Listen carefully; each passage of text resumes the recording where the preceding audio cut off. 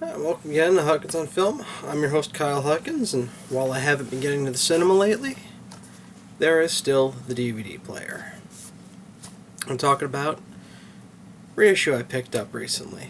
Well, probably gonna do a couple, but it's gonna be in separate videos. Just got through with all the extras for the Scream Factory reissue of Phantasm 2. Yeah,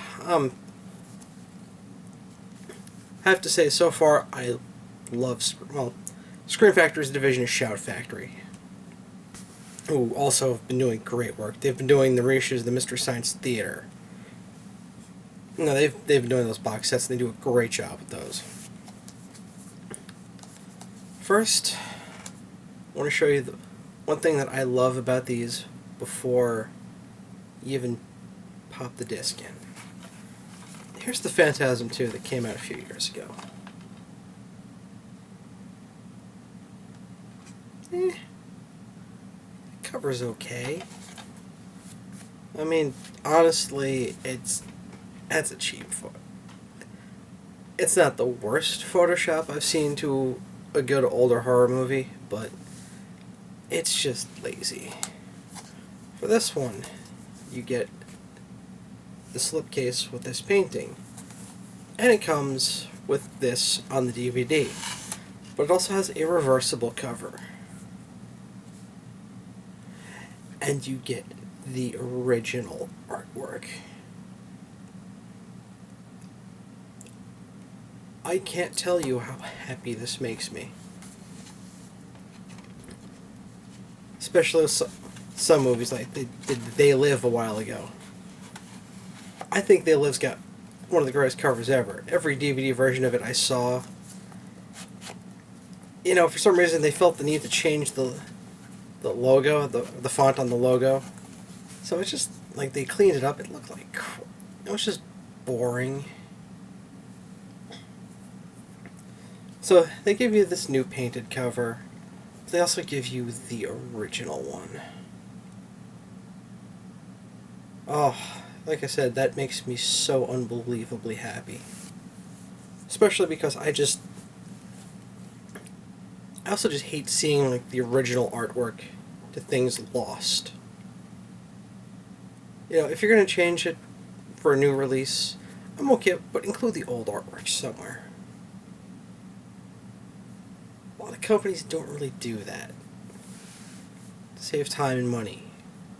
And it's very annoying.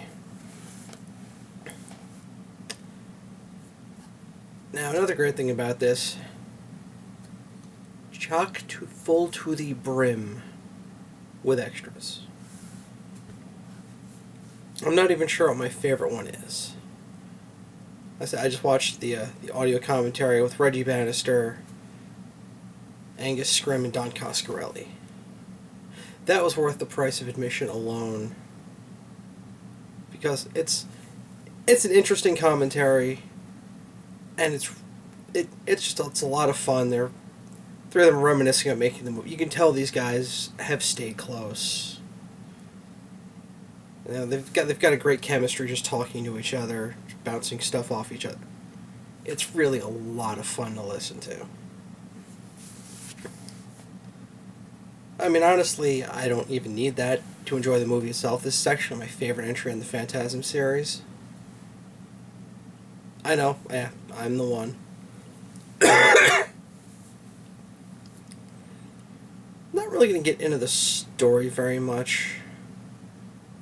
Mostly because, as much as I love the Phantasm movies, they're kind of incomprehensible. They really are. They're interesting as hell. I love them. But to quote Joe Bob Briggs, they don't make a lick of sense. But it is a very interesting meditation on the American way of death. And the horror that can result from that. It's one of it's almost There's a hint of undeath to it, but it's not a vampire movie, it's not a zombie film. It's just a, what happens after we die? Well,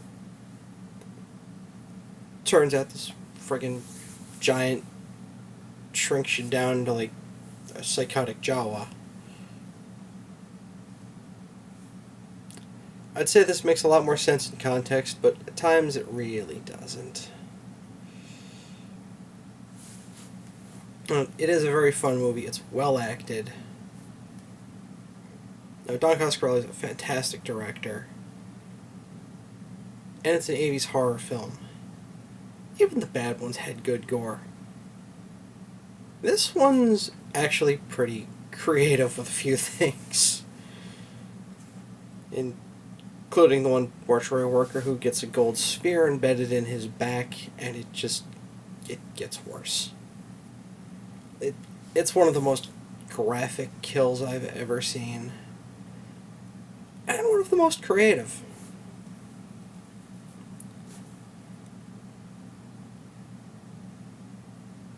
Although I just realized it. The way it ends, that kill ends, actually doesn't make sense. I'm not going to spoil it, though. And I'm just going to repeat to myself, it's just a show, I should really just relax. It's also full of interviews. It's got Don Coscarelli, of course, Angus Scrimm, Reggie Bannister, Paul Irvine. And Samantha Phillips even shows up in some of the extras. That was the only thing I didn't like about this. Is that it had James LeGros playing the part of Michael instead of A. Michael Baldwin, who played him in the other three movies. And for whatever reason, James LeGros has nothing. He's not involved with this at all. Now, I mean, maybe it's just he didn't want to do it, or scheduled. Could be any number of things. I don't know, I'm not going to speculate. But I thought he did a damn good job as Michael. I really would have liked to have heard from him on this. And he's nowhere to be found. That said, seeing what Scream Factory and Shout Factory do with their reissues, I'm sure it wasn't for lack of trying. Like I said, these guys just do a fantastic job with these old horror movies. You know, they do such a good job that they're going to start releasing movies I don't even like. And I might still pick them up. Seriously, they do that good a job. You know, I mean, yeah, they're in it to make money. They understand there's a market for this. But it's done with care. It's done with love. Now, these are for diehard fans. You know, like this one, you know, if you think the cover looks cool, but you know nothing about the Phantasm series, you know, sure you can get it, but I mean, there's no extras or anything. It's just the movie. I mean, don't get me wrong, having the movie's a good thing. But I really prefer when the company goes all out with the extras, which is what Scream Factory has done. Oh, it's... So yes, it's... You know, like I said, it's a 25-year-old movie at this point. So, I'm sure you've seen it. It's less about the movie itself and just more of a... Just to tell you what a great job they've done with the special features on this. And just me to say beautiful things about Scream Factory because they've done such a great job.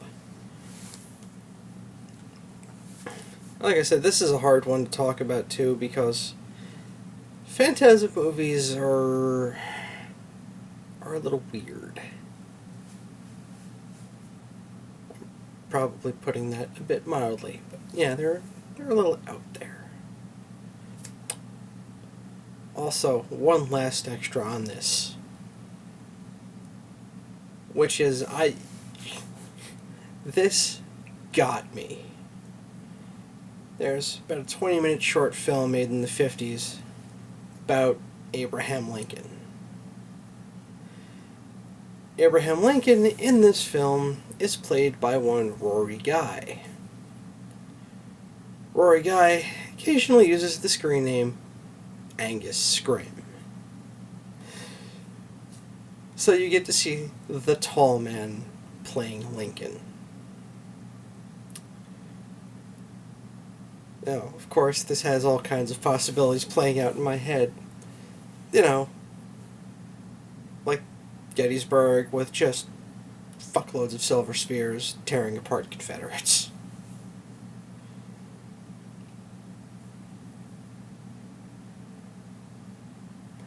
Mr. Coscarelli, if by some miracle you should watch this, and you like that idea, by all means, with my compliments. You know, if you just want to, like, drop me a thank you in the credits, that's all I would ask in return.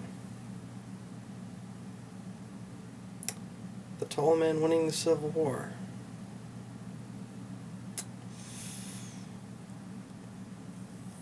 That could be fun.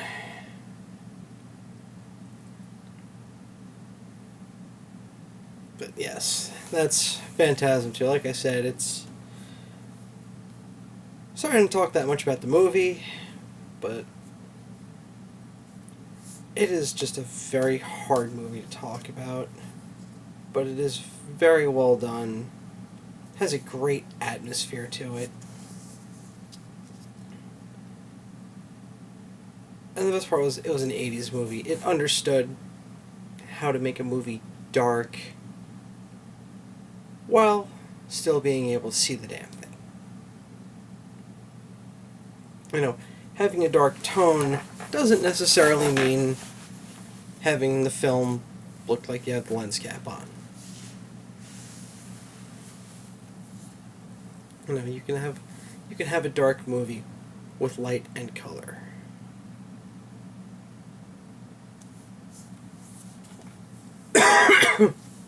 Oh, sorry, I went a little blank there. It's been a long day. So anyway, Phantasm 2. Definitely check it out. Especially if you've never seen a bald ice cream salesman blow away dwarves with a 4-barreled shotgun. And if you haven't seen that, you need to rethink your choice of movies. Start here, boy. Anyway, that's enough about Phantasm 2. It's Kyle Huckins for Huckins on Film, fucking off.